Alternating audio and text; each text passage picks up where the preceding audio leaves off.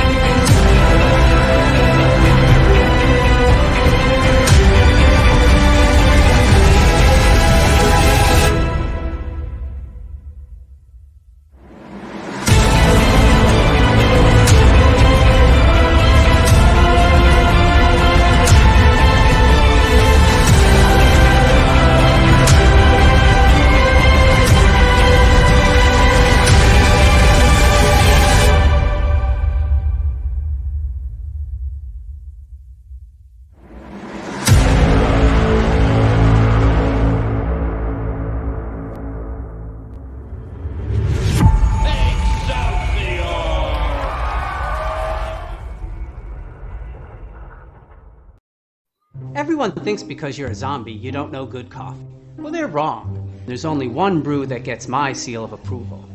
Deadly Grounds coffee is my guilty pleasure. The aroma is so intoxicating. It brings all of my neighbors out of the woodwork. Deadly Grounds coffee. Coffee to die for and zombie approved. It's good to get a little deadly. Use the front door! Oh, they're so disgusting. Okay, we are now live, and I hit the wrong button. There we go. My name is Leo. I'm the monkey behind the keyboard here. We got an awesome show scheduled for you today, and as always, Velvet Joker, how's it going, bud? Here I be. I'm in a good mood. Let's have a great night. What? Hell yeah. Drew. You're too awake, Joker. Go back to sleep. I'm also in a good mood, but you can't tell because my eyebrows are villainously arched. But I'm excited to be here. Speaking of Joker, I got something cool to say, but I'll leave it for a minute. Jar Jar. Hey! It's Monday. Wait, what? Huh? It's Tuesday. Oh, it's Tuesday. Oh, I effed it up already. Dear God. I'm like, fuck. What? No. and that's when the brownie kicked in. Yep, right then. Actually, not for. Never mind. Oh. Not for. Oh wow. Well, we did free comic book day this weekend over at Sarge's Comics and Games. Nice. In New London, Connecticut, and Jar Jar dropped off a little present for me. Thank you, Dear Jar Jar. God. I'm so terrified what that means. It wasn't heard around the world. Oh, okay, cool. I got it. That's fine. That was a funny little pun. No. Man. Oh boy. I was trying to work it out. I don't know. Comedy's not always. We'll save that for Splash Pages After Dark. There we go. There you go.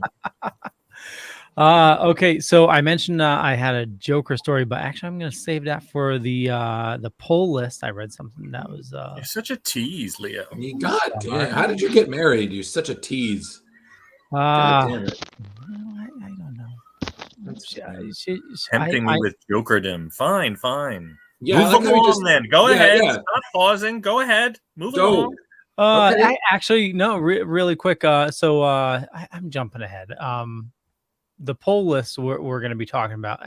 I'll save it for that. I'll save it for them. What My God, make up your mind, please. On here?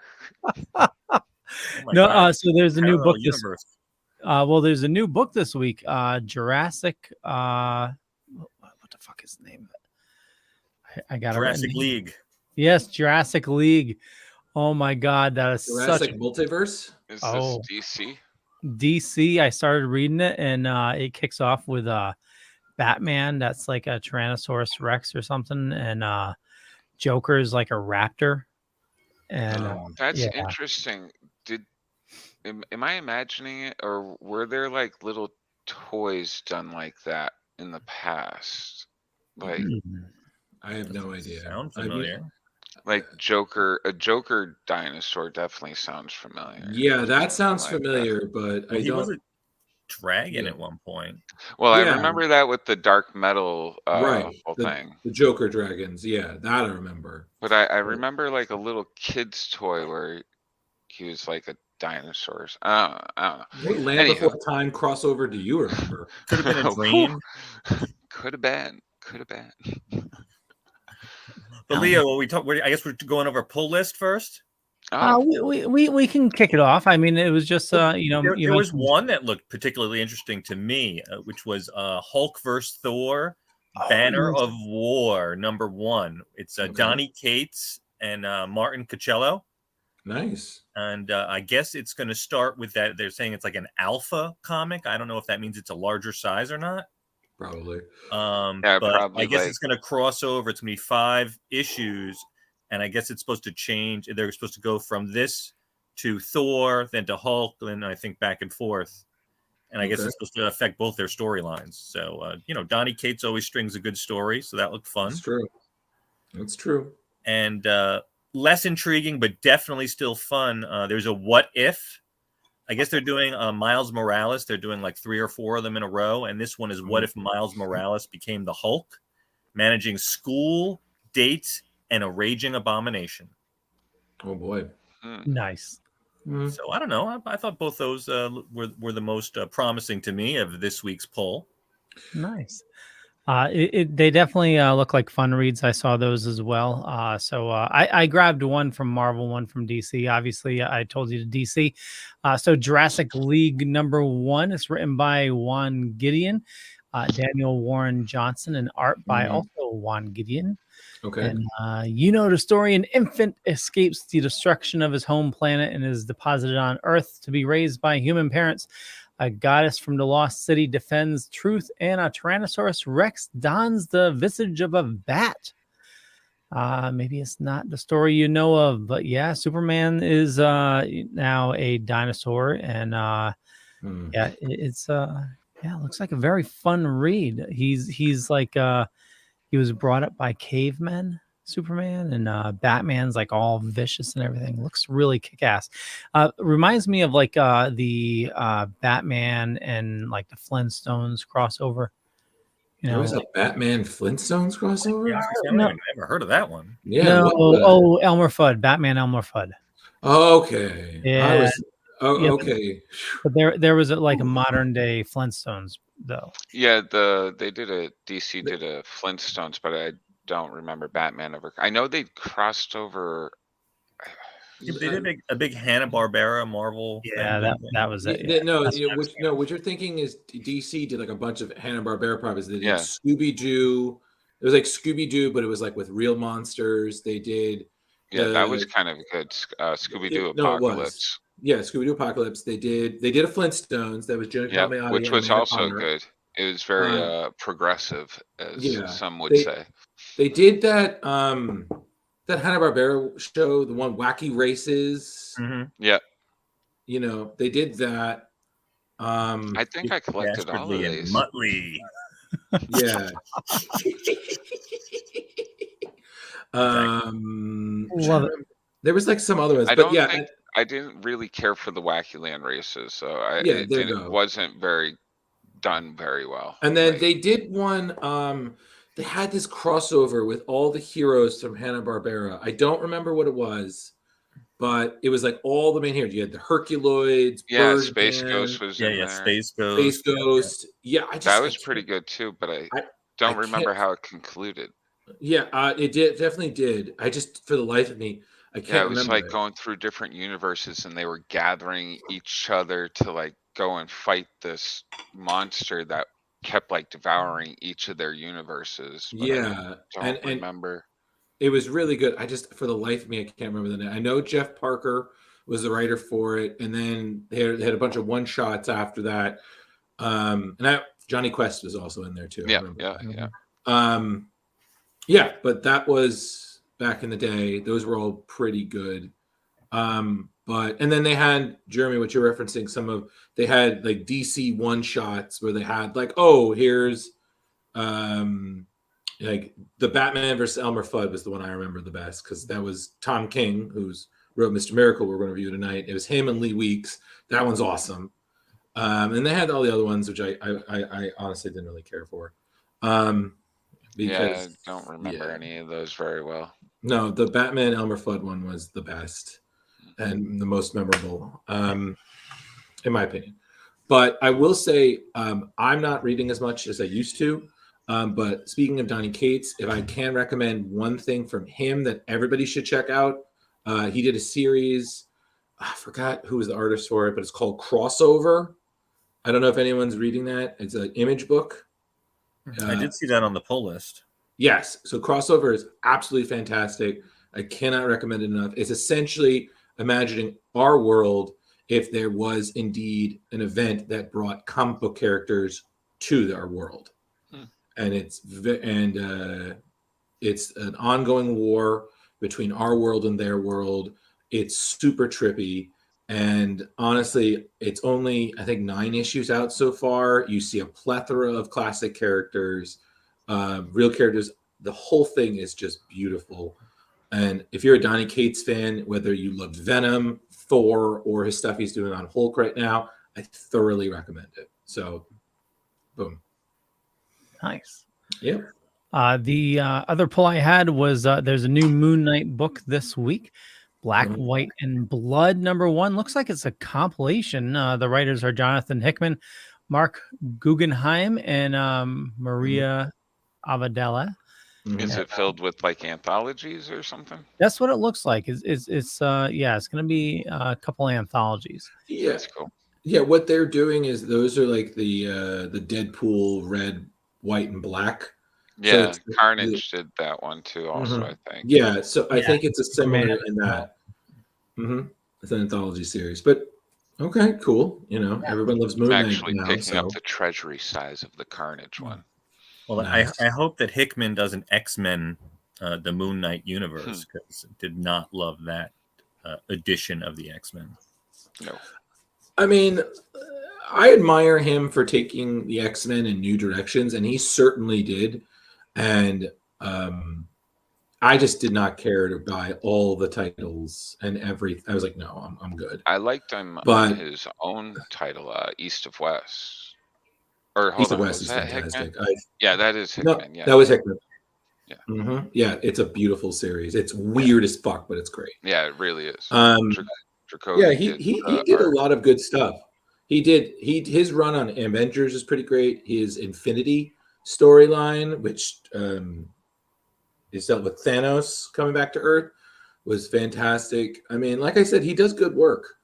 It's just I'm just not that big of an X-Men fan to invest in 4 different series and 17 billion crossovers. And Well, you think so? That brings up. I know we've had this discussion before about crossovers, but it seems like every quarter there's a new crossover with 40 friggin' issues that you need to collect.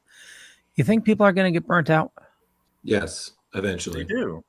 Yeah. I mean, look at We all us. have.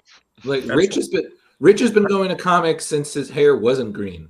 Okay, And honestly, I haven't collected in it's got to be 6 or 7 years like new comics.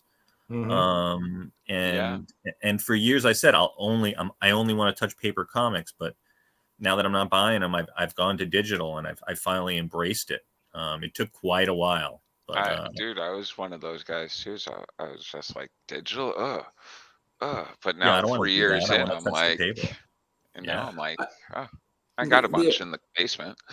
I mean, Leo, I think the thing being is a lot of the time, as I think that, in my opinion, what DC and Marvel should really do is to give 2 years where you don't do crossovers.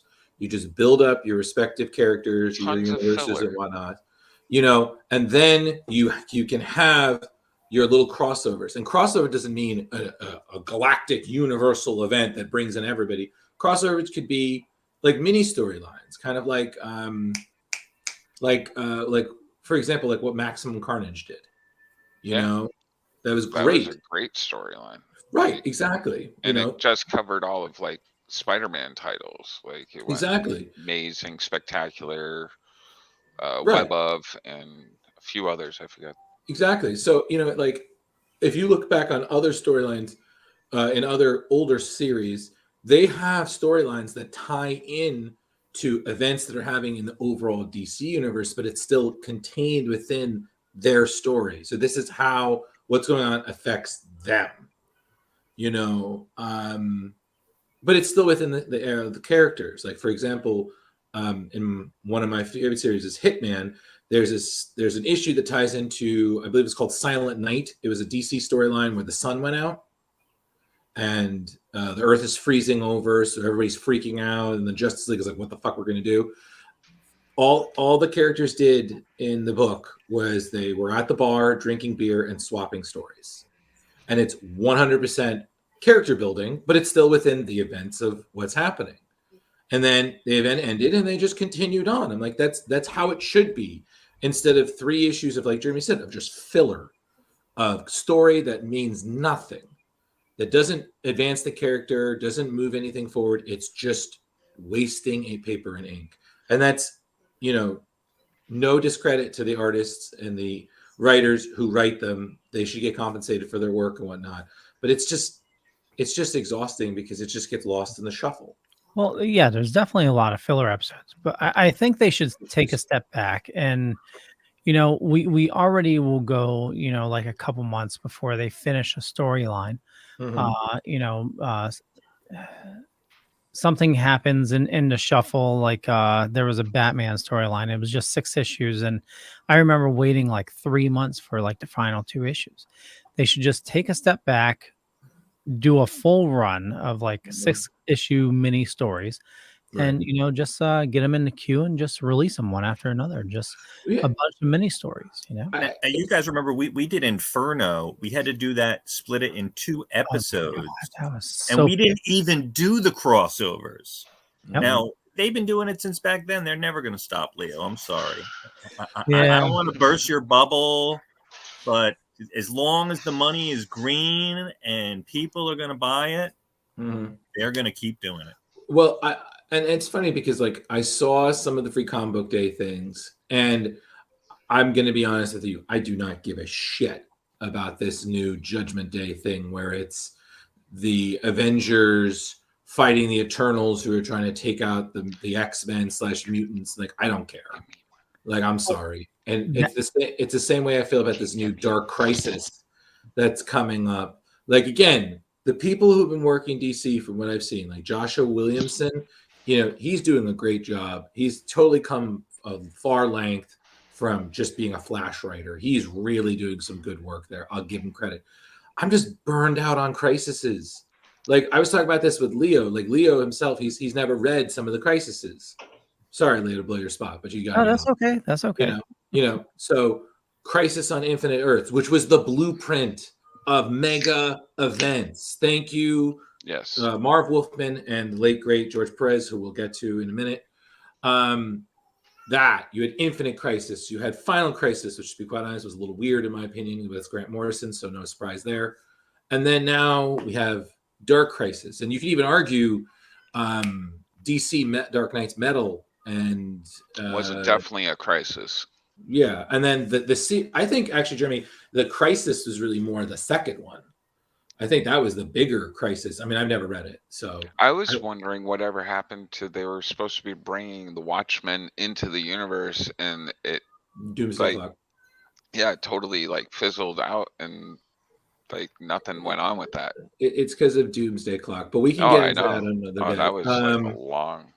So So news. There's a few things I have to bring to the table. I don't know if anybody wants to go first.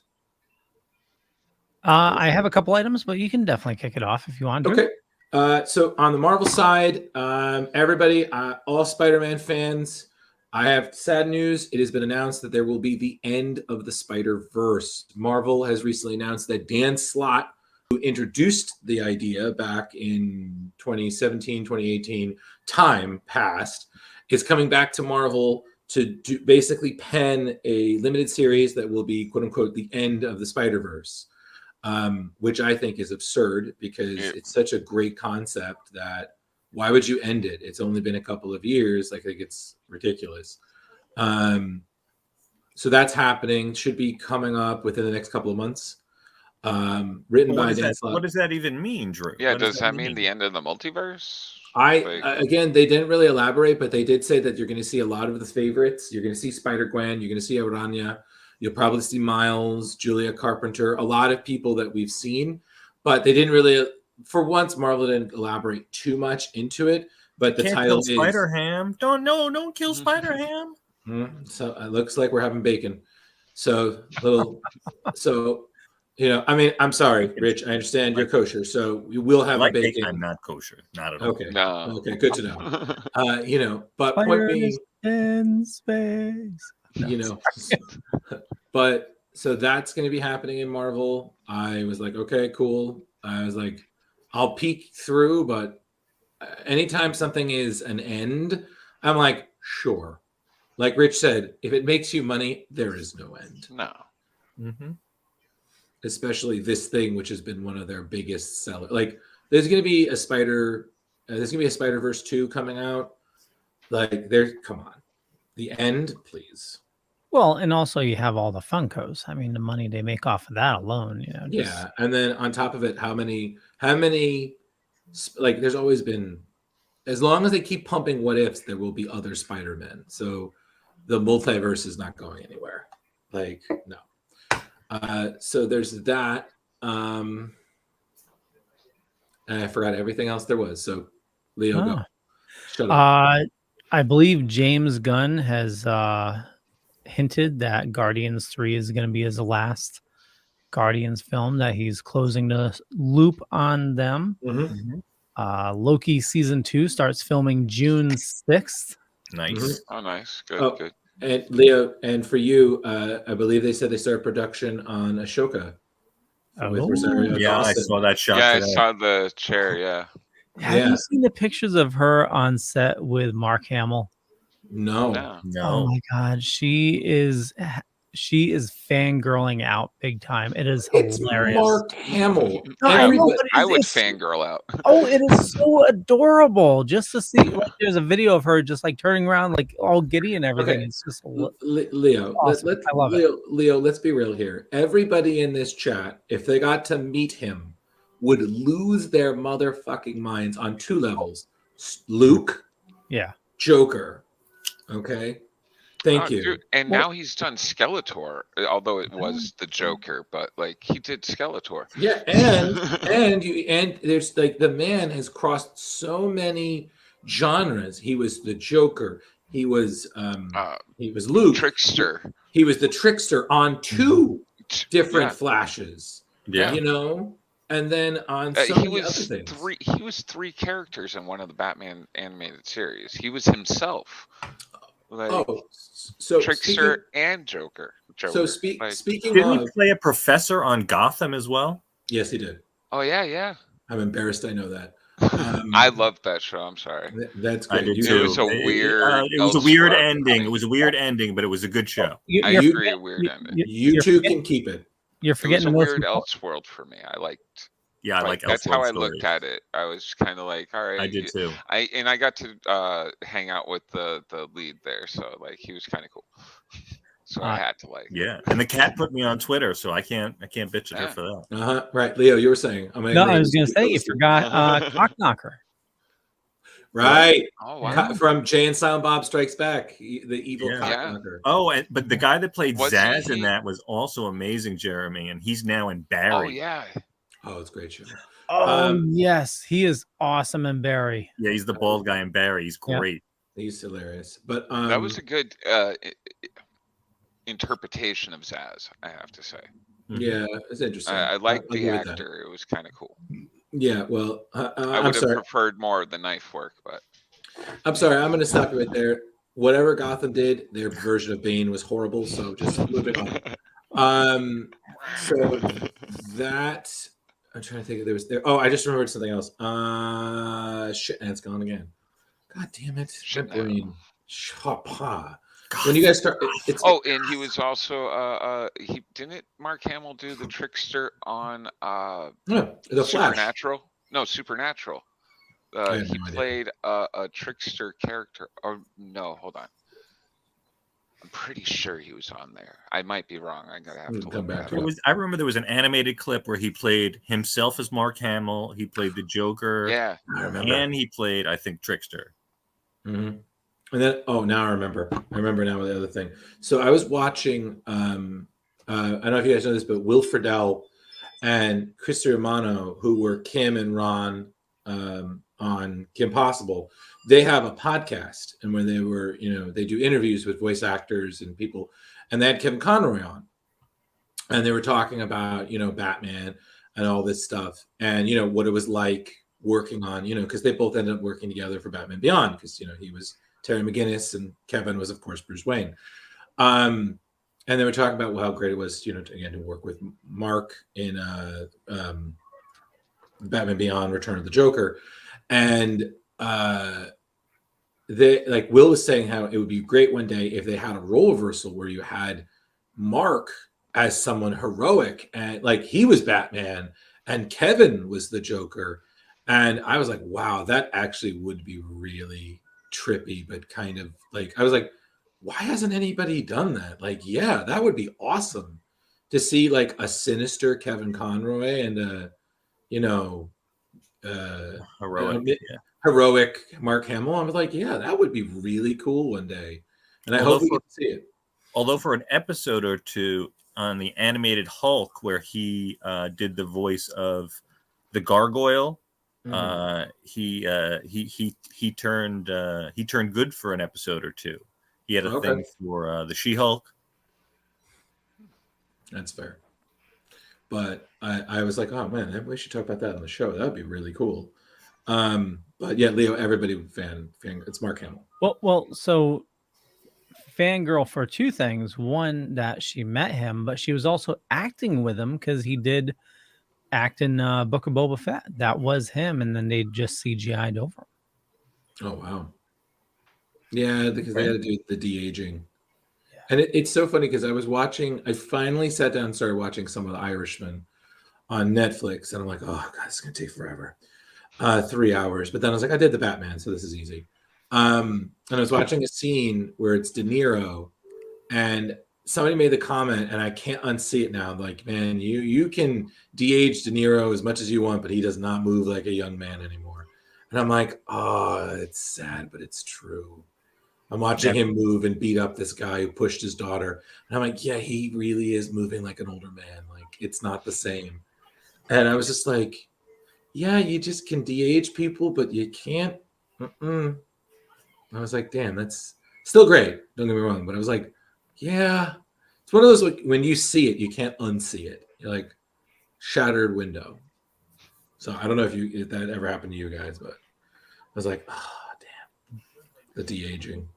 Sometimes it's good, and then sometimes it's like, it's a little too clean.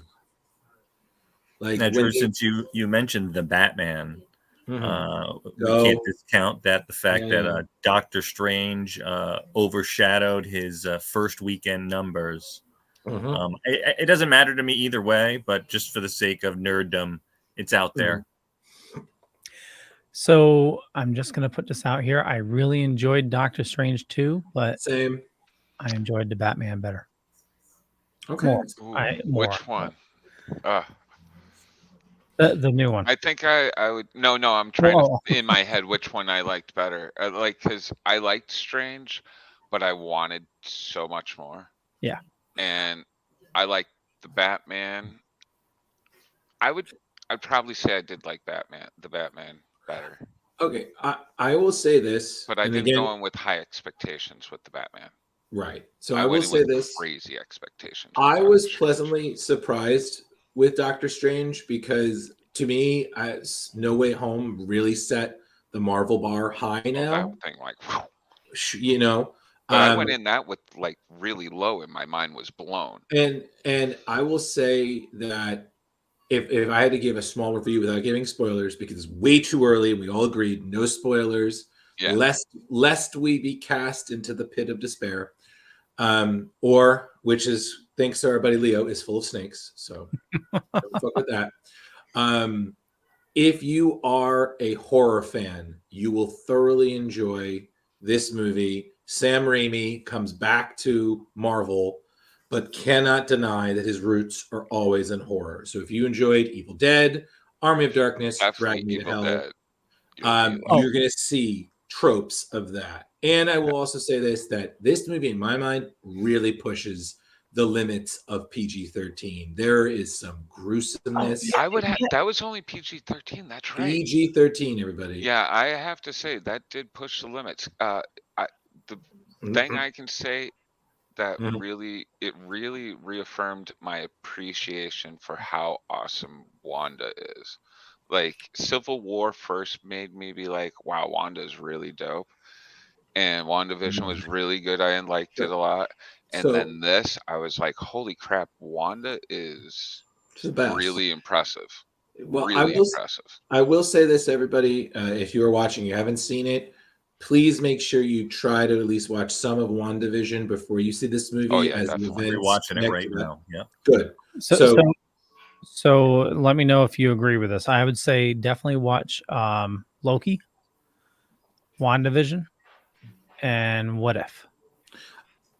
Okay, I would, but I've definitely, like, in I my don't think you opinion, need the what if, but it's good to watch anyways. yeah, I Well, feel a couple episodes of What If, because there are certain things that are like pulled out of it, and there's actually a major reference in the movie. yes, but I will say this though: WandaVision is a must because Yeah. you have to. Yeah, You'll yeah, have no definitely, idea definitely why. enough. What's And everybody, because so you don't have to look on the internet like I do. There are two after credit scenes. Dose. The first one is essential for comics, and the second one is essential if you're a Sam Raimi fan. I will say that. If you are not, you will not appreciate it as much as people like me who love Evil Dead will yeah, enjoy it. most people who have never seen Evil Dead will be like, what? Okay. Yeah. So that is the only thing I will say, because again, I can't be a hypocrite about spoiler culture if I spoil it for Joker, because he also knows where my Facebook and Instagram are, and I'm sure passwords too. But thoroughly enjoyed it. It's definitely worth the watch. But if you like it, great. If you don't, okay. It's not I like, couldn't see not liking it. Like, listen, there's always somebody. Is it getting good reviews across the board, or is it mixed reviews? It's getting good reviews. But of course, if it's not stellar A+, you get those. They're like, oh well, it's a kind of a disappointment, and Marvel expected better. I'm like, okay, calm down. It's been out a week, yeah, Again, and this isn't even. bar. We're like starting the build up. This is the new phase. They're not blowing their load yet. No, Like, they're edging themselves nice and easy. yeah, this is gonna be like another 10 years of.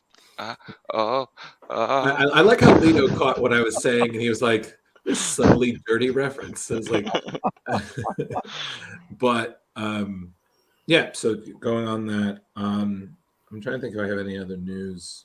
No, I don't really think. Oh, there is a rumor going around, and Leo being a Star Wars fan, you might appreciate it. There is a rumor going around that since John Watts, who was the director originally for Fantastic Four, has stepped away, that they may have found a new director to direct the film, but it's only a rumor, so we can't confirm this. But they might be talking to Bryce Dallas Howard, who, as we know, directed some really well-received episodes of one of Leo's favorite shows, The Mandalorian. The Mandalorian. Season 2. So that rumor did include the possibility that she would end up playing Susan Storm in the film. But of course, it is still a rumor, sketchy best, so we can't really say for certain. But being that this is the first time we've seen Marvel's first family since the disastrous Fantastic Four film of what year I don't remember because I never saw the movie because I don't care. Yeah, I didn't either. We won't know, but it's definitely gonna be better than the barbershop Fantastic Four. So Yeah, the thing had no nards. No nards. Yeah, no nards. I still like the Chris Evans Fantastic Four. It was good, but until Galactus showed up. That's where I ended my like for. Michael Chiklis is awesome. He's great. Yeah. Michael Chiklis needs to be in superhero shows. Like he was great on in one that ABC Family show. Ordinary Family. Yeah, that was so good. Yeah, it was. Yeah, he's a little old, but he could have made a decent Wolverine. Could have totally seen him as Wolverine. Yeah. That'd be or Puck. Oh, that would be cool. I could see Puck from Alpha Flight. I could see that. Who the fuck drew Wolverine all chunky in the 90s? It was like it was one Leo, you got to be more specific, man. That could be anybody in the 90s. If the 90s, yeah, the 90s. Yeah, he was very squat. Yeah, he was like. Yeah. Oh, listen, we're talking about that. Was here. He's like. Yeah, that was around the era where people were trying to draw Nightwing like Wolverine, like hairy and buff, and I was just like, no, stop. They've already given him the Sean Ryder haircut going right now. The bangs. It's like, no, thank you. Please don't. But yeah, and I also want to say this. Just transitioning to something else we definitely need to discuss. It is a sad week for comics. Last week we lost two of our greats, and we got to give them credit. We already know. I believe we talked about losing Neil Adams, which was sad. But most recently, and this one, no offense to Neil Adams, all due respect, one of the greats. George Perez is passing. Really, I mean that made me sad that day. I was glad I had Doctor Strange to magic away my sadness for a bit. 67, and we knew it was coming, but nobody. It's like that. It happened on Free Comic Book Day. It was 67, like everybody. Poetic, but also kind of like oof. Did you guys get the news when you were at Free Comic Book Day? Yeah. I felt so bad because I messaged Chris about it. And he had no idea, and I felt so bad. I was like, "Hey, so George Perez." He's like, "Damn it!" I'm like, "I know." Us nerds were just like. And I messaged all my friends who I had done the Titans group that I showed you guys about ages ago, and we were all like, "Uncle George," it was a sad day. Did you ever get that sent off, Drew? No, I did not, and I'm kicking myself forever for it. Okay.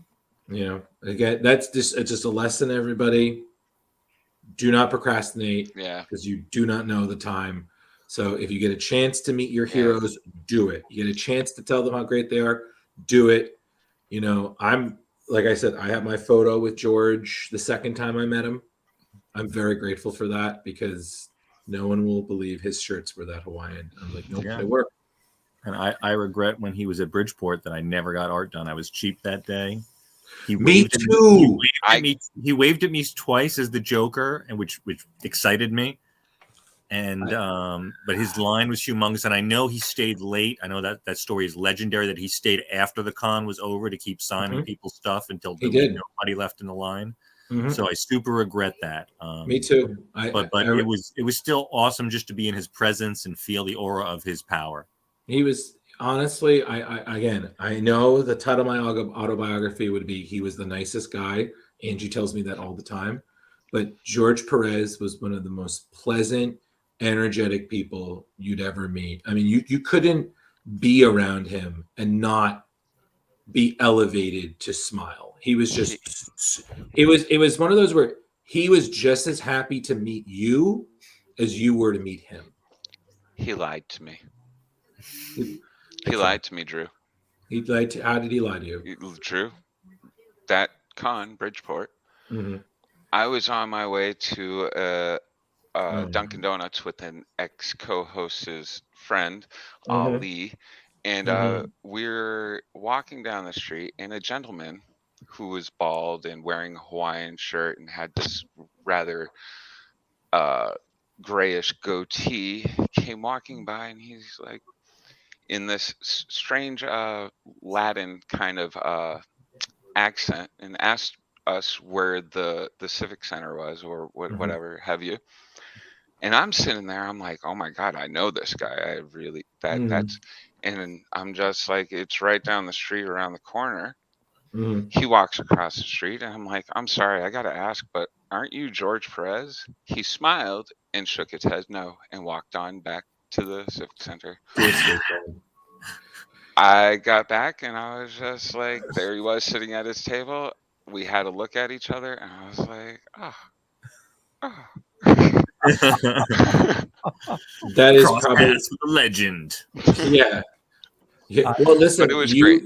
You got trolled by a legend. That's no. I love to have that story. Like, I never got to actually have anything signed by him. I regret it myself. The few times that I was at a con where he was at, that one I didn't have anything for him to sign. The next one I was at NYC, and I didn't get into the line for the ticket beforehand.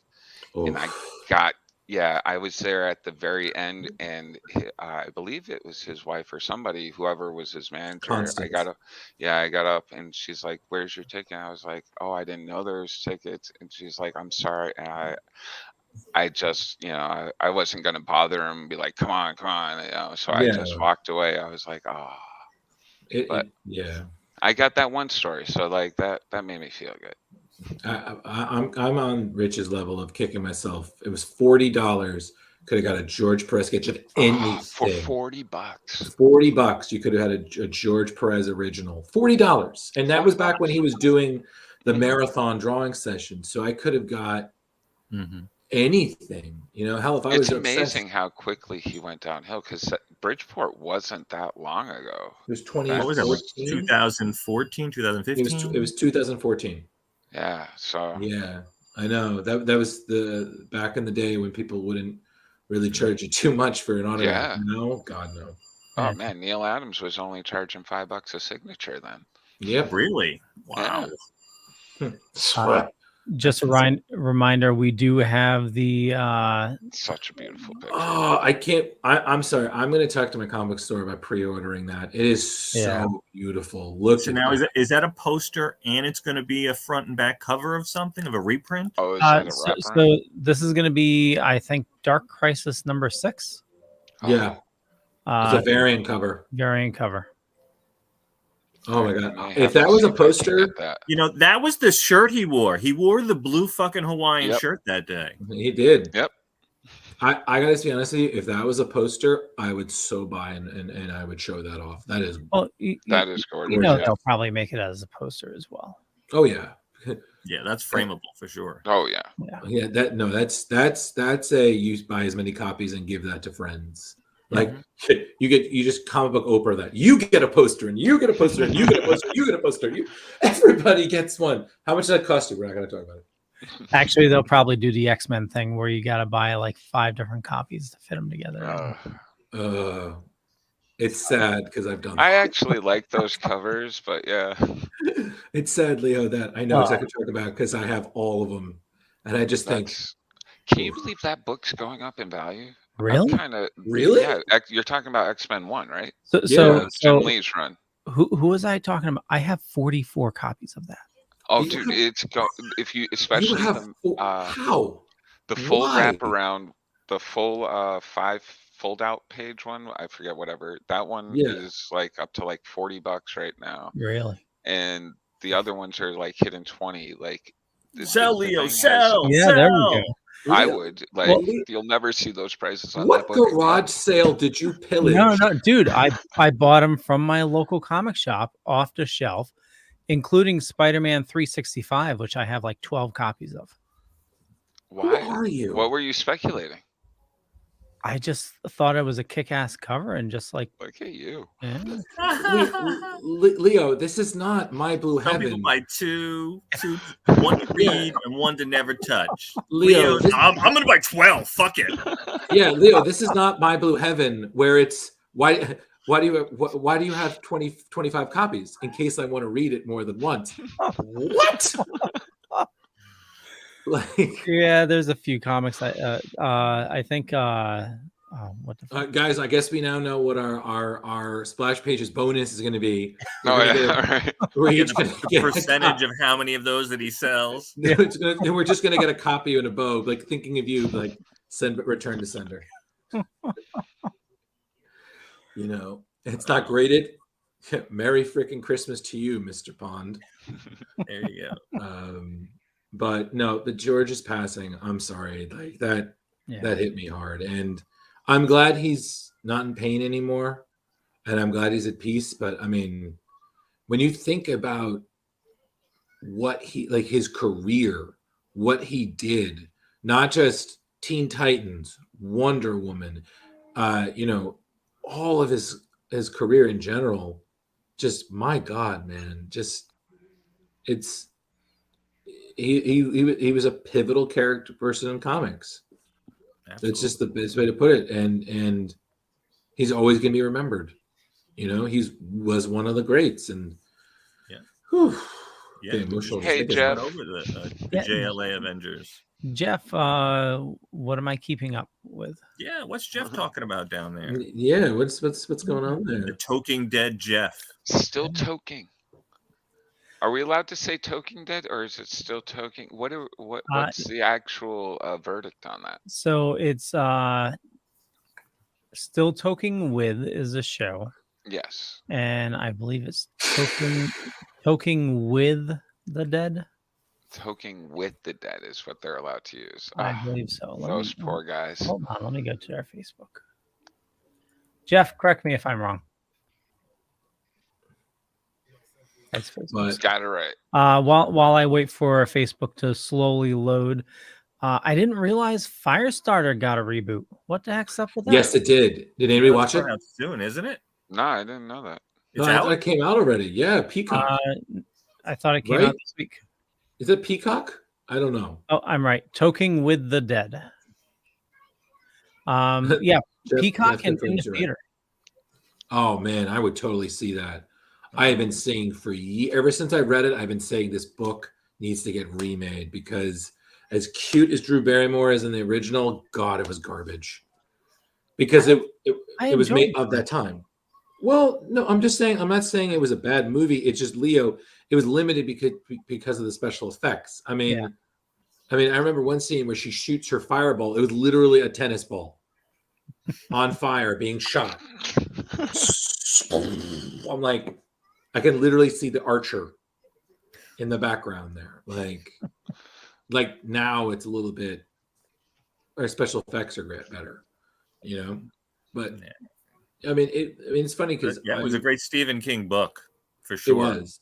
That was around the era where I feel Stephen King was just like that one. I was like, hey, what if Stephen King created the X-Men? You know. Jeff says, but we're known as the Token Dead Dudes. The TDDs. Yeah. Something else sounds like a venereal disease, but we still love you, Jeff. The other last item I have for news, and I don't even know if I want to bring it up. You got to bring it up now. Avatar 2. What the fuck? Oh, the blue people? Yeah. Yeah. What's the news? How many years now? I thought it was a go. No, it is a go. It was a go. The trailer dropped, and God. It did. Oh, I didn't see. It's I didn't. Do we have it? It's Waterworld. It's, no. Yeah, it's whole. Waterworld. I loved Waterworld. But it's but there's no Kevin Costner. Do we have Blue Gamora back? Yes. I liked Waterworld. No, nobody. Okay, I need to say this for, and I do not care if I get canceled right now. Avatar, stop. Okay, I could not. I'm of that mind. I do not care. I didn't watch the first one. I don't care for this sequel. I was bored the entire 2 minutes of my life that I was watching this trailer. It looks like a friggin' video game. It's Really? all CGI. It looks abysmal. Yeah, like honestly, it's just disappointing because it's just like they make a big deal like, oh, it's a sequel. All I saw was water. They're just swimming. Like, you just like things wet. Oh, damn. Does he know your girlfriend? But freaky. It does get freaky. But my point being, yes, Leo has the sound effects. He just doesn't like using them often. It's when we least expected, he strikes like a viper. Back with snakes. It really is all CGI, huh? It really is. And then they're just, the only question I have is, you have that, and then you have the one random human, and I'm just like, the fuck is this? You know, I really enjoyed that movie when it came out 15 years ago. And I remember my son being super excited and like jumping around the house, and he wanted a blue tail. But if you gave me a movie 3, even 5 years later, sure, absolutely. But I don't care. I don't care anymore. Many years later. My son was a little kid. He's now a 19-year-old man. Give me a break. Yeah, now he doesn't want a tail. He wants a car. It's a difference. Yes. You know? I thought the tails were the dongs. We're not Leo. We don't Leo. What no, I think they had dongs still. I think he still had a. Did they actually? Wow, Leo was watching the porn, the Avatar porn. Leo was clearly watching. You know, that was a different movie, Leo. Yeah, Leo. What? Is there a subshoot of you know? Wait a minute. Did you eat any bakery items before the show today? Yeah, no, not yet. Are you sure? I'm sure. Yeah, because you're a little extra heard loopy. Something about a delivery of a package. Mm-hmm. Yes. Well, Jeremy dropped off. What did you drop off, Leo? Say it. He gave me a present on Free Comic Book Day. His Mother's Day present. I wanted to make sure. All right. You know, Connecticut. Both these states are both legal for this kind of present. You know, right? It is. Yeah. I'm suspicious now. And Jar Jar Jeremy is actually a legal. Aren't you like a legal farmer? Not a legal farmer. I keep into the legal limits, but I am a legal caretaker. There you go. Mm-hmm. Right. Grandpa Drew just came to the scene. Hello, Drew. You under you. Okay, Mr. Miracle. Mr. Miracle. Okay, didn't know that was coming. I just want to just again before we get to Mr. Miracle, which I can't wait. I need to say this, James Cameron, you have peaked. Wasn't he all angry about the superhero movies and stuff? Yes, and on top of it, I find that funny because at one point he was supposed to direct a Spider-Man. So shut the fuck up, James. You were going to direct a Spider-Man. And you were like, no, I can't. I got to make another shitty Terminator. You. Sorry. Sounds like sour grapes. You know, I've watched all those Terminators and wanted them to be good since the second one, and they always let me down. And I keep thinking that they're going to be good the next time. Did you even watch the show? Oh, I did. I watched the show. The show was decent. Like, I like that. It was good. The chick they had as the Terminator. I'm sorry for degrading her to the chick, but yeah, it was a great show. I enjoyed that. Yeah. But listen, so now, Mr. Miracle. Wait, one last news bit real quick. I'm sorry, before we do Mr. Miracle. They announced a new Doctor Who. Yeah, Black Man. They did, right. Yeah, Nakudi. I think that's how you say it. I have no idea. Anyway, there you go. Okay, Mr. Miracle. Hold on. No. We should get his name right. Oh, we're not going to get his name right.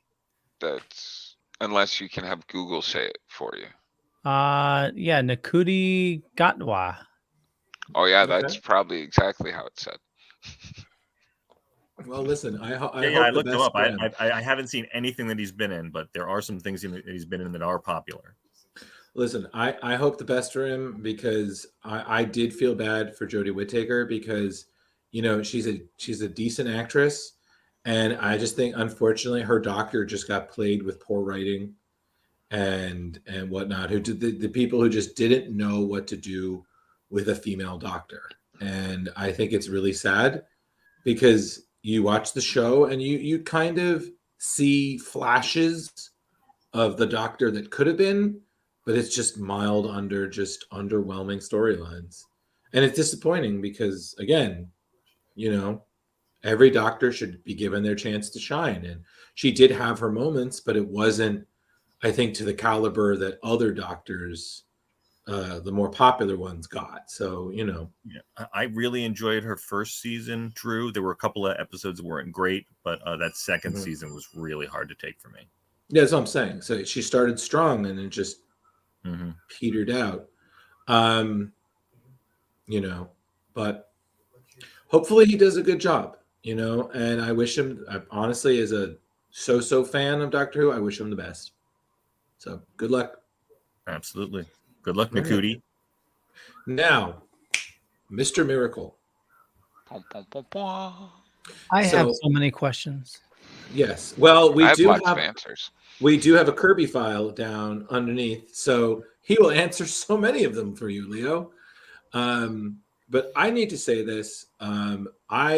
Rich, was this you? Did you recommend this one? Well, we kind of I picked the character, but you actually picked the storyline in this one. Oh, I did. Okay, cool. Good job, Rich. Good job, us. It's collaborative effort. Collaborative effort. High five. But we can't do that because we're in a box. But I honestly, I need to say this. This is a great read. The 12 issues really just flew by. I also have to say this, and I apologize. I really prefer Tom King when he has condensed storylines of limited series versus ongoing stories. I think he functions better that way. And I say that as a Batman fan. I did enjoy a nice chunk of his run that I've read. His Super Friends arc is still my favorite of his run. And then we're not going to talk about what happened with Bane, because it always ends up with Bane. But this, I think his Batman Elmer Fudd is still my favorite thing of his I've ever read that I've owned. This is now a close second. This was just awesome. So that's me. But I didn't realize we had a Kirby file, so maybe we should let him explain who the character is. Before we do, this was Mr. Miracle, written in 2018 by Tom King, and art is by Mitch Gerads. There we go. Jeremy, take it away. Oh, I'm not a Kirby file, but I love Kirby, and Mr. Miracle has been like is what started me on my Kirby filing, I guess. But it's Scott Free. He's born of High Father, and he's just the character is. He's born of High Father, but raised by Darkseid. Yeah, raised by Darkseid. They have to switch their children. Like it's a great story. This story is great. I love it mainly because it deals a lot with like PTSD, like abuse, and how people of those things are like react to different situations. I think this time actually in DC was really, I liked it a lot. I know a lot of people didn't like Tom King's other miniseries in DC very much because it took which Flash was it? Oh, you're talking about Flash Forward, the one where Wally West. No, not Flash Forward. I know what you're talking about. But where Wally West ended up being the killer. Yeah. But I love the story, the way he writes and the build up, and the DC at the time was dealing with a lot of like real issues that are going on in our world, and I love that about these. But by the way, Jeremy, was it In Crisis? Something like In Crisis? I want to say it was like No, but I know what you're thinking of. It's a limited series. Yeah, And it he was did like a Clayman. Yeah. yeah. Now It was you couldn't have decent. started this story more seriously Oh my because god. he slits his wrists. Yeah. In an effort which is later described as he had been able to get out of everything so easily, he wanted to see if he could get out of death. And I will also say that I did, after finishing the story, I did do a little research on it. And it's funny because according to an interview that Tom King did, he was never, this collaboration between him and Mitch Gerads was never supposed to happen. Because originally they were supposed to collaborate on the Jokes and Riddles arc in his Batman run. But as we know, that went to Mikkel Janin, who did the whole thing. And then he was having dinner with Dan DiDio, and Dan was like, write whatever you want. And Tom King apparently got inspired by the series because he had some sort of panic attack on his wife's birthday that year. Which was brought on by the current state of the world, because around that time, I believe Trump was still in the office. There's a lot of political unrest. There was just a lot going on in the world and media, and he was just feeling all this anxiety, all this stress, all this fear and everything. And he kind of took it and channeled that through Scott. And I mean, with that, I was like, I thought he did a great job because, I mean, he basically summarized it that you had Scott here trying to escape this paradise. I mean, he was raised in Apocalypse. He was tortured from birth. His name is a cruel joke from Granny Goodness because of how, him escaping so often. His partner was the leader of the Furies who were sent to kill him. His adopted father is Darkseid, who, let's be real here, is never going to give you a hug. He's on this world. He's a traitor to his people. He's a fugitive. He's a new god. And then we, as we see later on, he becomes a dad. Like, he's building a paradise that he's like, I can't handle this. So he tries to escape from it by dying, but even that he can't do. And they get into that later on in the series where they're fighting off. I think they're going to take on Granny Goodness, and they're just going back and forth. And he's like, I have all this stuff or actually Barda at the time was like, I have all this stuff because before I couldn't have stuff, and that's why I have so much stuff. But I don't really want the stuff. I need to get rid of this stuff. And then Scott's sitting there like, I don't want to do this because there's bills on the table. But if that table wasn't there, would their bills and magazines be there? And he's like, yeah, but the bills and magazines have always been there. I need them to be there. And it's also funny because I never realized it, but that this character he talks to, Oberon is essentially Kirby.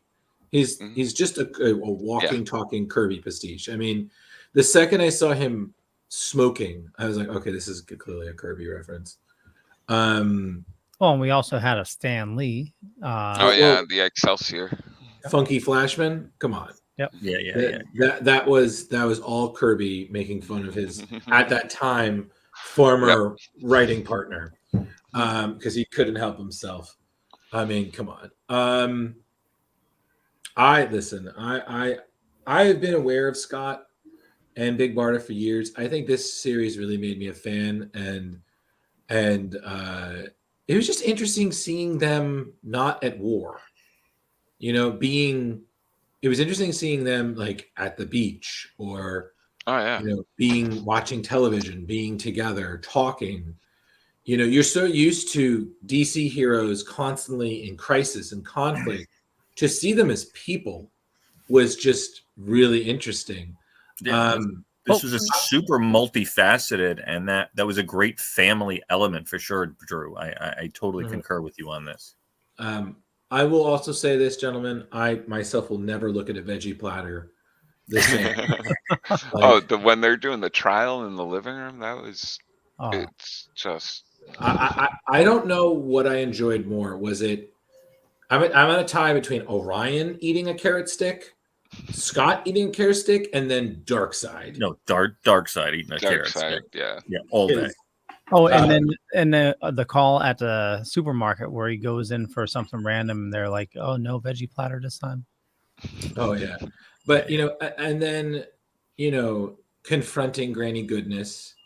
That was That was something. some twisted stuff right there. Like Well, he's arguing about wanting to kill her with Barda because the moment he's being, I forget, it's in the pit, he's being hung, mm, and she comes and she took him down early, and and he felt like because the way she was taking him down that, like, her picking up his almost lifeless body, that she's kind of like hugging him, and I- really he loves her for this. Like, yeah, it's a really crazy relationship. it's almost like bridging on Stockholm syndrome in Oh a yeah. way. Um, I also want to give credit. The style, excuse me, the style of how they did it and everything. That is the most interesting sex scene I've ever seen. I'm gonna say that right now. I was like Scott, you can't escape, but do you want to? And then I mean, you never Dude, thought this, this but was being a parent, like they had a kid. You're like, oh my God, like good for them. And they're like, God, this kid is doomed. And then of course, Rich's favorite line, Batman kills babies.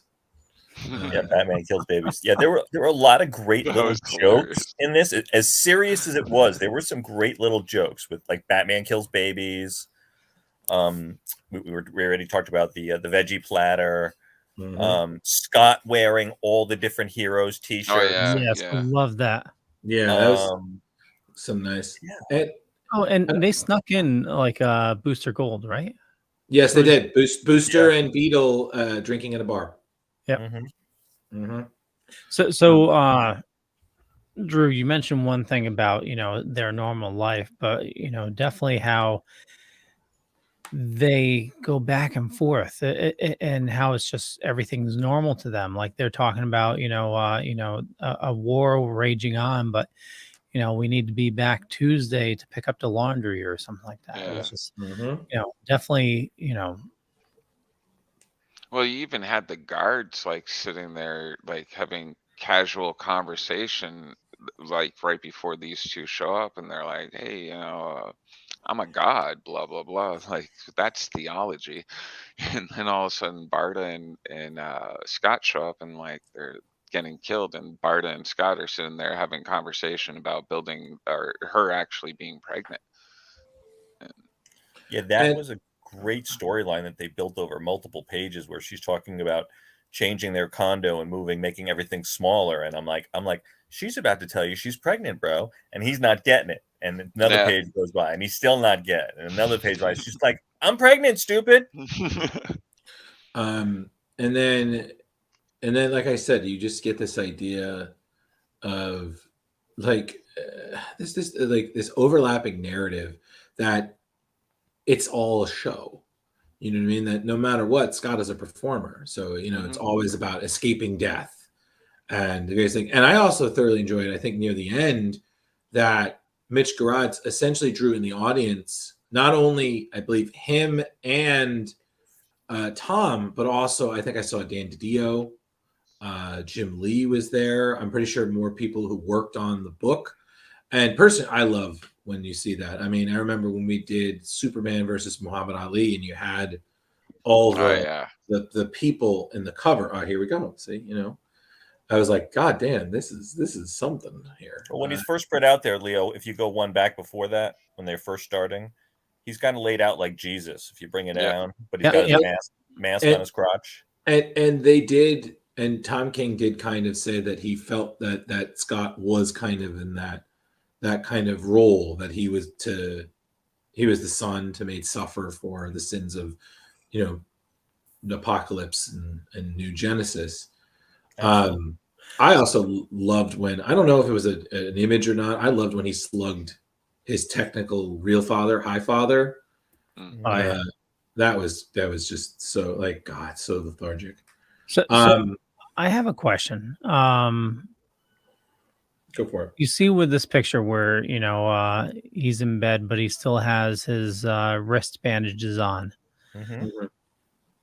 I got the feeling that, and they touch a little bit of this towards the end. Was the whole thing just a dream? I don't know. That I did not think about that, Leo. That's interesting. I mean, you have That's the notion that I came with, that all of this is like him going through this. He's like in a coma or something. or reliving his Yeah. life, Well, I thought they were definitely playing with it back and forth, but I felt that was the reality that he lived through. I felt like the story was not a dream. I felt like it was an actual story and it happened, but this is his life, and he, still, was it an escape? Is he able to escape? Is this his escape? Is this heaven? There was a lot of correlation. So I think it's kind of up to you. Yeah. Well, but the most shocking part to me is, listen, I'm not going to ruin the story, but at one point in the story, scot-free Mr. Miracle becomes the High Father. Mm-hmm. And so he's the highest on New Genesis that you can get. He's the king. He is the king of the gods of New Genesis. Right. Mm-hmm. And he is at the same time a family man, a father, and he has an amazing relationship with his baby, and this is like his heaven on earth. And Darkseid turns to him and says, "Listen, we've been at this war now, because through the story they're at war, and it's High Father versus Darkseid, and millions and millions of people of New Genesis are dead and are dying, and Apocalypse is winning the war." So Darkseid just turns to Scott and he's like, "All you got to do to end the war, I'll give up the anti-life equation. I'll pull all my forces back. I'll give you all the prisoners back that aren't dead. All you got to do is give me your child." What? That was a big moment.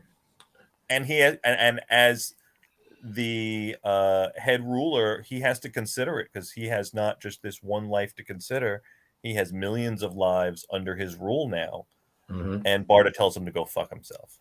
Yep. Yeah. Which was beautiful. And can we also just acknowledge how gorgeous yet simplistically beautiful these covers by Nick Darrington is? Oh my God. Oh yeah, awesome. Beautiful. When the Furies came in, this was a very interesting issue. Like, oh, because Barda's pregnant, and yeah, and they're like, she's the head of the they're Furies. friends. Yeah, they're like, these are her only friends, and she's like, yeah, of course I invited them to my birth. Like, of course she would have. Like, and they all like, oh, okay.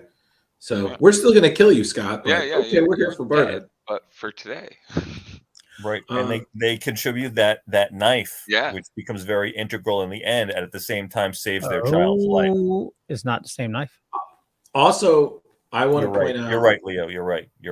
I also want to point out this has one of my favorite Darkseid moments, because I believe at one point, I don't know if it's Barda or Scott, calls him essentially a son of a bitch, and all Darkseid is just punch. I am, and I'm like, yeah, he owns it. He's just like, yep. There's no contest. I am a son of a bitch. And it's just, again, Darkseid is in this, at least, is a man of few words, but this one, goddamn, he is just a funny motherfucker. The lump. I also enjoy that that the book is very open. And I do think that they do want to continue it. I believe there was talk of a sequel. Nothing has been published yet, but I definitely that ending I'm sure there was supposed to be a sequel, right, Leo? So I thought I read that it continues in death metal. Oh, does it?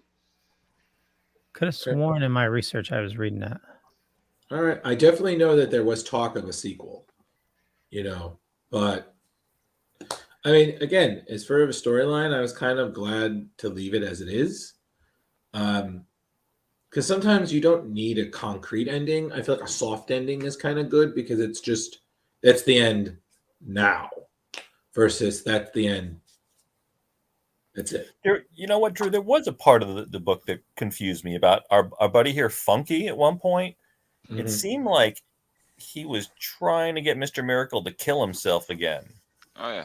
And that was kind of confusing to me. So I was like a little worried. Do you have a little more clarification on that? I don't really. I mean, at some point, I did kind of wonder if Funky was all in his head because the way that he would just kind of pop up out of nowhere.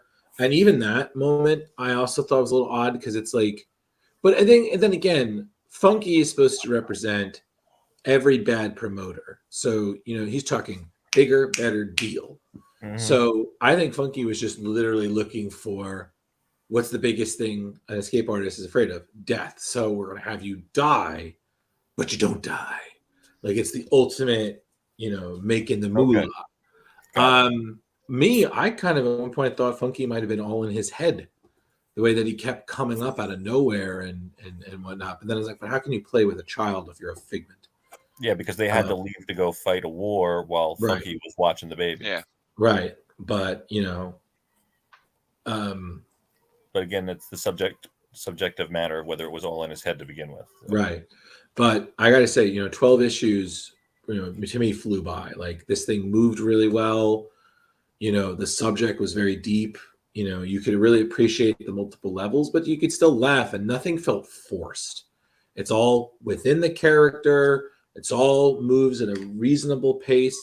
And I mean, like I said, for someone who knows basic, but not on a Jeremy level about the Forever People and New Genesis and Apocalypse and, all these characters. It's some strange stuff going on in the fourth world.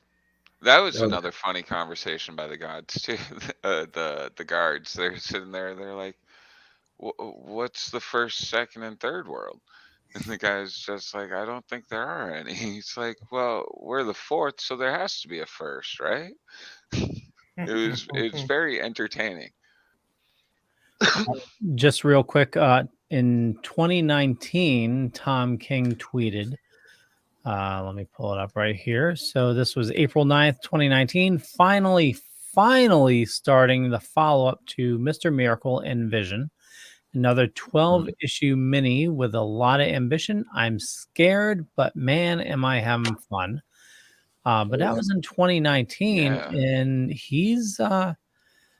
this came up my research. I didn't realize he's been tagged to write the New Gods movie. Yeah. Hold on. I thought that was dead. I thought I forget the director they had on it, but I thought because it was so tied to the Snyderverse that October 30th, 2021, it was canceled. Yeah. Which killed me because I was so hoping we were going to get New Gods on the big screen. Yeah, fuck you. I thought it could be like DC's Guardians of the Galaxy moment, because there's some weird shit going on there. I think after Marvel crashed the Eternals, they were like, maybe comic book fans aren't ready for Space Gods. True. Especially, you're not going to have any real heroes they're going to know, like the mainstream people. They're going to be like, who the fuck's Orion? But hold on a second. Yeah, I agree with that. But people said the same thing about Peacemaker. Who the fuck is Peacemaker? And now it's a phenomenal show. It's maybe they should go that route with the show of it, or like I don't know. Like they could totally do something in the universe to break them in at first and then expand. But I would love an old or a New Gods movie. I just don't know how well the masses would receive it. Well, I think Mr. Miracle as a character, that you could definitely have a lot of fun with him. He definitely has his serious and goofy moments. But with the changing of the guard with DC, we don't know what's going to happen in the next couple years. No, definitely don't. It was fun when Scott was fucking with Calibuck. He's like, "You're the He's like, "You're the forgotten son. No one cares about you." It's like, fuck you. Yeah, but it's kind of true. Like Calabac always worked so That hard for part Darkseid's right attention, there. and he just Yeah, he just doesn't care. he does not give a shit. You know. But okay, and also Leo, you had originally asked us a question. I want to give an answer. At one point, you said who would win in a fight, Thanos versus Oh yeah, Darkseid. Yes. Yeah, Darkseid all the way. Thank you. 100%. It's What did you say, Jeremy? I didn't hear. Darkseid all the way. Like, Oh yeah, I agree. I concur. Thanos is- Without the Infinity Gauntlet. Yeah, and we're without talking Infinity about comic book, not MCU, because we yeah, don't have enough movie Darkseid to rate him. Darkseid doesn't need the Infinity Gems. blah. Gauntlet. Infinity Gauntlet. No. The Darkseid doesn't need the equation, the anti-life equation. So like Yeah. he would just destroy Thanos. Yeah, you just unibeam his ass. Yeah, you just Omega beam him and send him back in time. You know, Yeah, we already saw the Vision do that in What If. it's true. Zoom, right in half. Boom. But yeah, I'm sorry, Leo. Like that was a no-brainer because even I think if Thanos had the Infinity Gems, I still think Darkseid would wipe the floor because okay, you've got cosmically powered, reality gems, but this is the new god of evil. He literally condemned a planet. That's something I have to ask you, Drew. In this, they're talking. Barda is talking about having a cosmic rod. Is there a Starman connection there? Am I missing something? No, I think what that is referencing to is her staff at one point was called the cosmic rod because it used condensed star energy. But that is also something that that Ted Knight's star rod was at one point called. It was called the cosmic rod because it drawed solar power from the stars. Which, funny enough, is a lot of the reasons that Starman, I think, in the beginning at one point was primarily a night hero because he got most of his power, and then they changed it. Oh, I could store energy and use it during the day. I'm like, yeah, that's fine, because they're totally stars in the day, in space. Yeah, she could have been referring to something else as a cosmic rod. The sun is. You know what, Leo? You know what, Leo? I caught that. Look at that. Yeah, you're funny, Leo. See, he's sneaking in the smut. Well, there was a lot of Marvel and DC going on back and forth back in the day, opposing each other with copying. And so Cosmic was definitely popular because we had Legion of Superheroes, which was in the 60s and 70s, and they had Cosmic Boy. Cosmic Boy. No, it's got Cosmic Rods and, all kinds of things. Yeah, it was a cosmically good time. Eternals versus New Gods. Oh my god! Absolutely, yeah. But yeah. So I think that was a simple answer for all of us. Leo, did you have an opposing view, or did you feel the same? I feel the same, but I thought this could be something fun we could add weekly. Just a team up. It's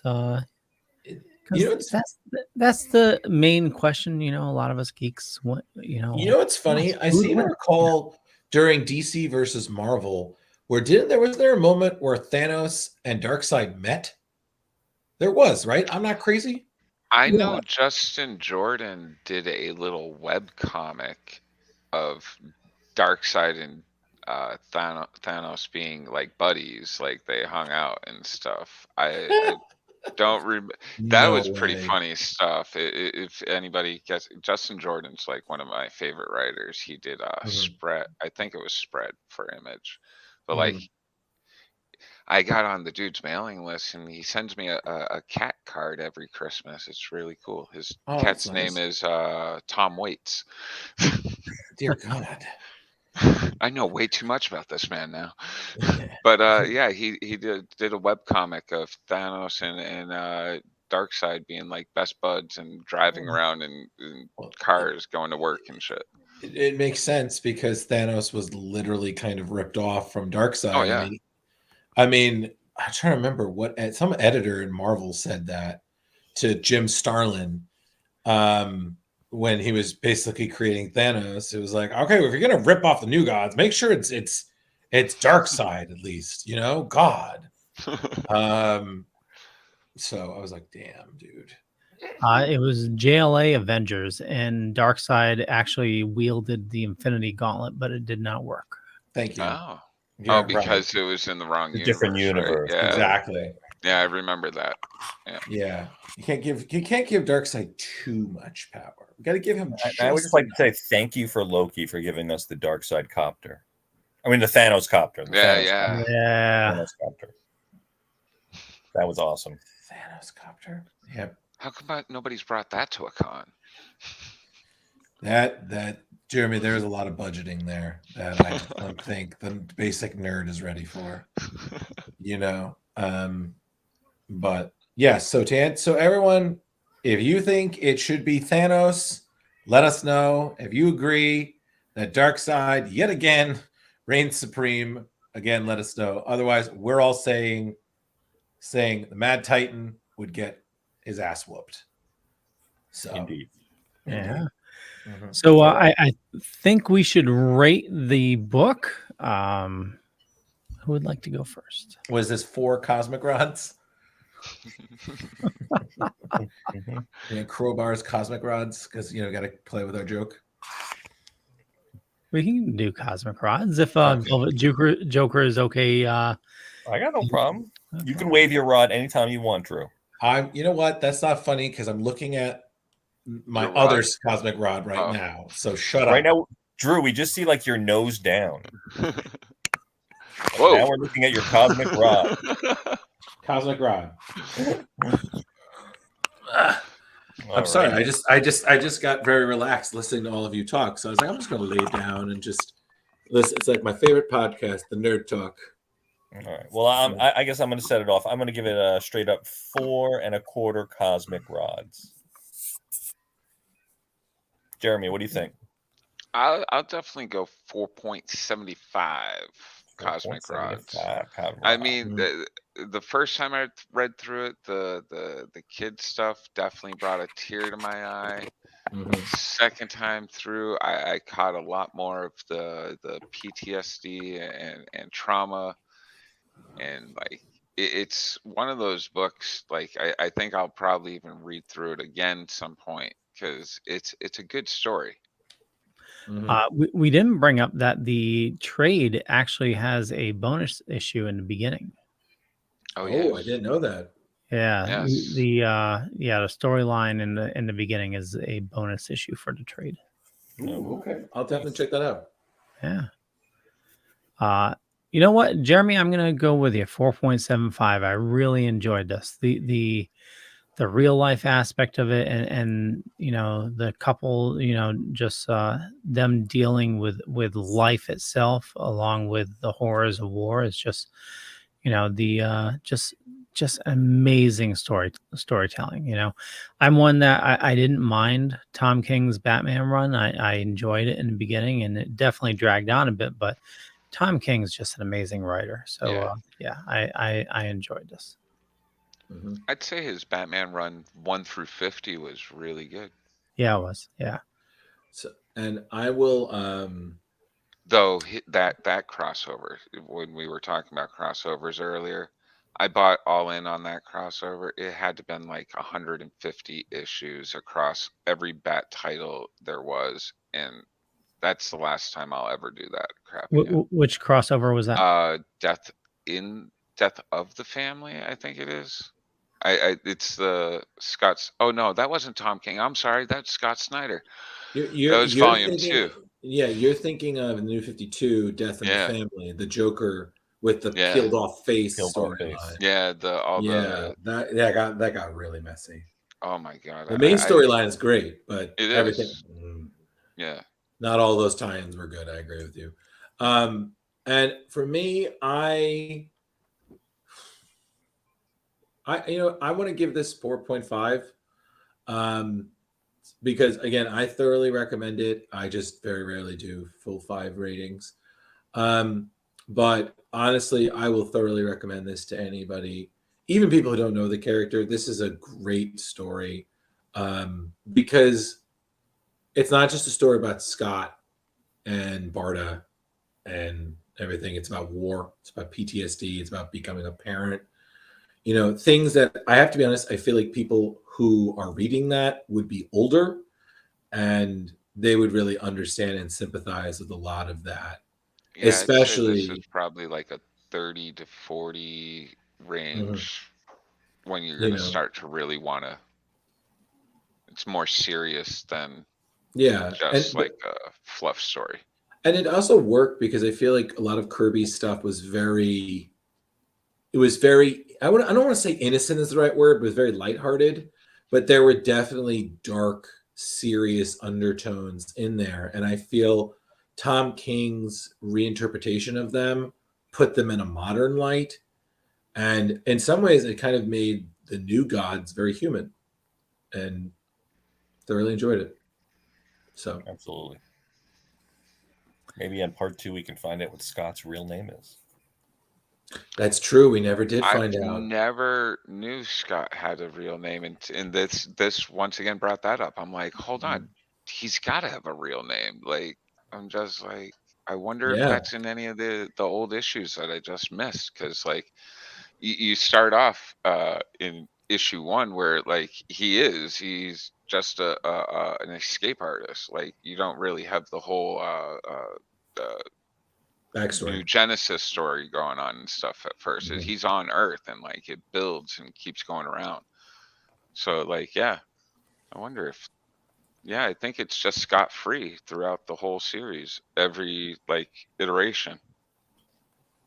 Yeah, maybe. But so that's us. We all loved it. So everybody get a chance. Please read this book. It was very great. Yes, a Eisner Award winner. Indeed. Rightfully Yeah. so. Totally. Yeah. And Well- we've all had trauma growing up, and this addresses different levels of it. So Mhm. you'll definitely feel akin to it in some way. Totally. But Well, it I does want to not thank. count as therapy. Really? Damn No. it. I told them at court I was reading comics for therapy. Yeah. Leo, do your sign off. I want to thank everybody for watching this fine evening. For me, just Google Leo Pond. You find a bunch of stuff. Could be true, could be not. I'm not going to say which is which, but I run a little thing called the Dorkening Podcast Network. Ton of awesome people doing a ton of awesome stuff. Head on over to thedorkening.com for more information on those shows. Jar, where do you like people interacting with you? Come check out Comic Book Lovers Buy, Sell, Trade, and Auction on Facebook. We would love to have more members. We got about 25,000. We'd love more. Nice. Drew. Hi, everybody. I'm Drew. And, you can find me at Facebook. I'm on Instagram, GhostbusterMan1984. I do a lot of work with Screen Rant. I do a lot of stuff here with the Dorkening and Splash Pages. And, just an all-around interesting guy. So just if you hit me up, if I don't respond to you, it's because I'm a freaking pillow. So, all right, thank you. Have a good night. Velvet. How could I follow that up? But I am Velvet Joker, known as Rich Davis on Facebook. You can find me, Velvet Joker 2021, on the gram, and here every Tuesday night on the award-winning Splash Pages, a comic book club. Awesome. That will catch you guys later. Bye. Bye-bye. Peace out.